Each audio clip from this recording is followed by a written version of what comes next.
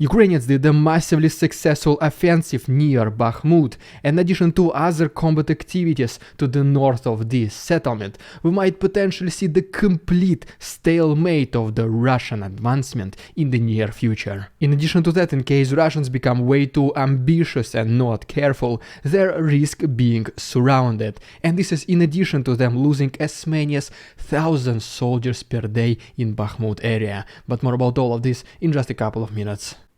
What's up, investors? It's the Russian dude. And let's go straight to the point and see some most recent footage. And today I want to begin with 3 stories. 2 of them will be fake ones and 1 is the real. The first one is that Zelensky has a double. The second one is that Ukrainian soldiers take special biochemical pills to not feel the fear. And the third one is that Russians were able to destroy one of the first Leopard tanks. So just let me know in the comments first of all which one of these stories you think is true. Alright, so the first story is that President Zelensky has a double, according obviously to Russian propaganda, which already makes it not true. As you can see right here, one of the main Russian propagandists, Vladimir Solovyov, he said that, "Ha! Look at this! President Zelensky has a double! I told you he has him! Now what? Are you afraid, Zelensky, huh?" But it doesn't take even more than 10 seconds of research to realize that this guy is Zelensky bodyguard. And I mean, like we say in Russia, у кого что болит, тот о том и говорит, which basically kinda means whatever hurts the most, this is what we talk about.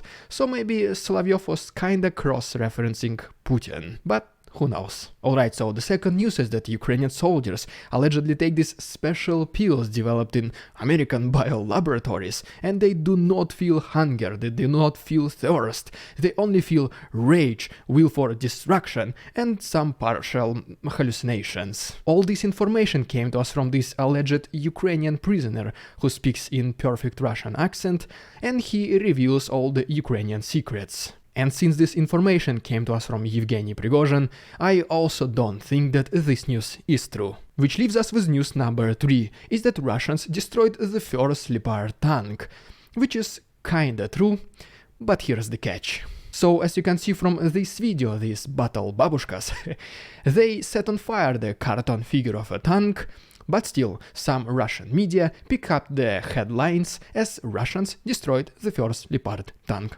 Believe it or not. And pretty much yes, if you guess the correct news, can you please, I would say, like and subscribe to my channel to see how many of us are here, but if you didn't make it correct, still just subscribe to my channel because it does help a lot. Thank you. But okay, back to serious news.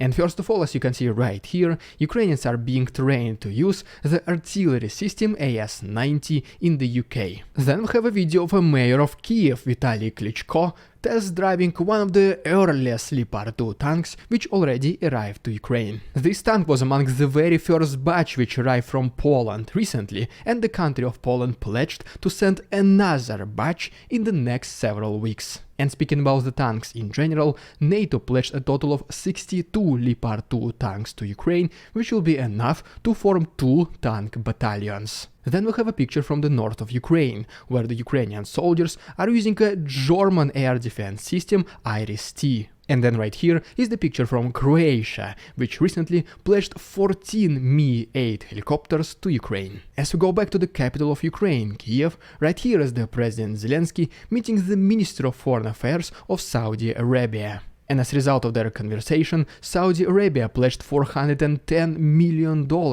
of humanitarian support to Ukraine, as well as some agreements in terms of oil exports. And after that, President Zelensky had another visitor from America, who is the Minister of Finance, Janet Yellen. And one of the main topics of their conversation was how to increase the financial pressure against Russia so that they will no longer be able to fund this special military operation, which in fact is a war. Because as for now, in just 1 year, Russia has spent an estimate of $114 billion on this war in just 1 year alone. alone, and approximately 30 to 70% of the Russian military vehicles have been destroyed, which are estimated to be at $25 billion.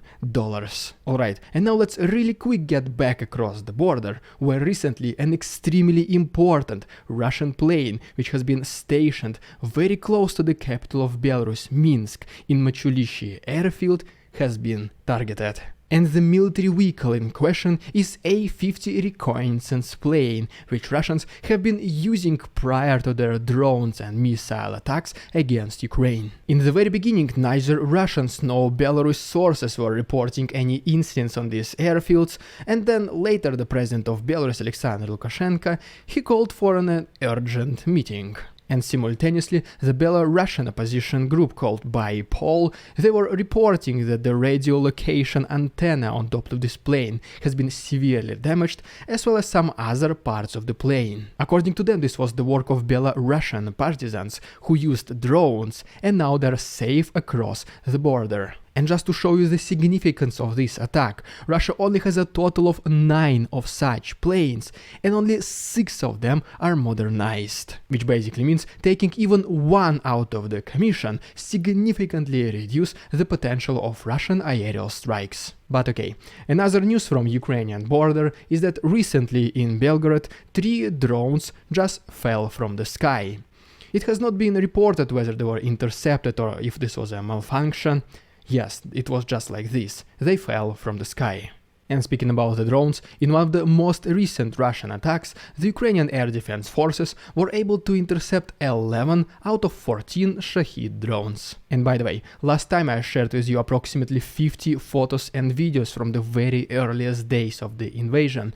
And according to you guys, this was such a powerful and impactful footage, which allowed you to relive these horrible moments once again.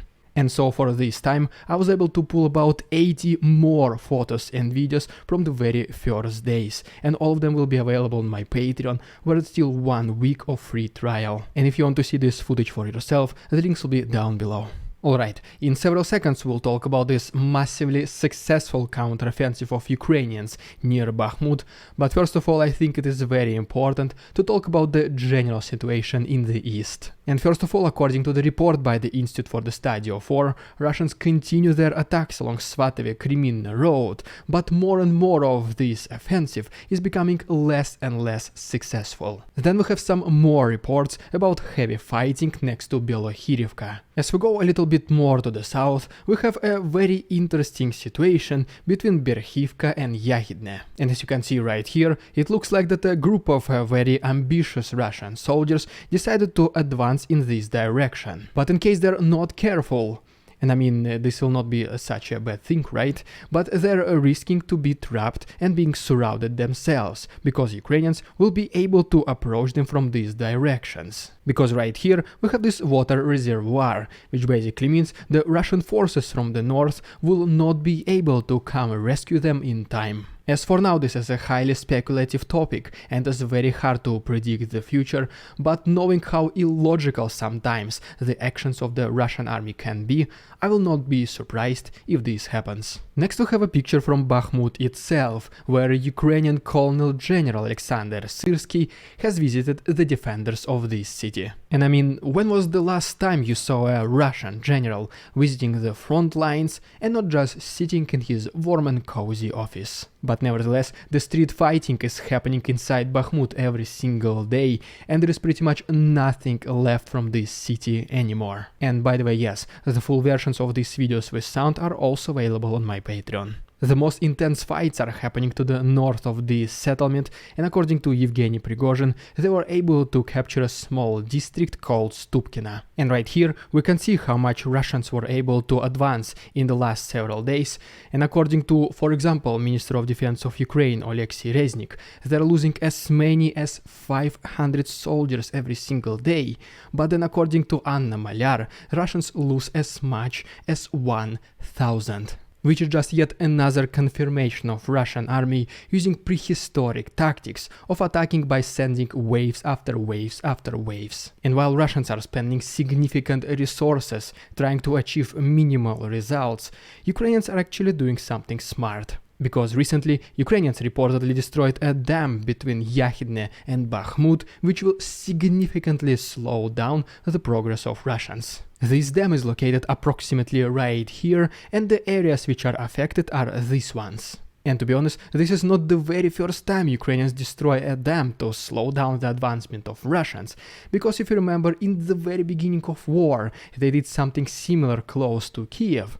And as you can see, Russians were never able to capture the capital. And I mean, probably this was not the most significant factor, but it definitely contributed. But then we have even better news from the southwest of Bakhmut. And as you can see right here, Ukrainians were able to push Russians further away from Ivanovsk. This has been a significant and massively successful counteroffensive, which puts the defenders of Bakhmut into the ranks of legendary. Because right now, what do we have at this very moment? Well, first of all, Russians might find it extremely difficult now to advance from the north, because of this dam situation. At the same time, Ukrainians are dominantly successful in the southwest. And then the frontal attacks from the east of Bakhmut are barely possible, which yield close to nothing results. Because, I mean, take a look at this.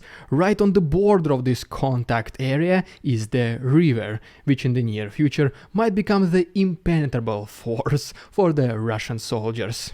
And it all means, as you can see, that Bakhmut, which became pretty much the sacrilegious city for the Russian propaganda, might never fall into the hands of Russians. And I mean, me as a Russian, who still reads the Russian media to have the full picture of this conflict, I can already see that the mentions of Bakhmut are becoming more and more rare. Which kinda looks like that the Russian propaganda is preparing the Russian people to forget about this city in case they decide to give up attacking it. But the future will tell, and if you don't want to miss any of this as soon as it starts happening, just please subscribe to my channel, it only takes one click. And if you want to support my work financially, please consider becoming my channel member, use a PayPal link, or become my Patreon, where there is still 1 week of free access. All the access links can be found to the right and down below. Thank you so much for your attention, товарищи, and see you tomorrow.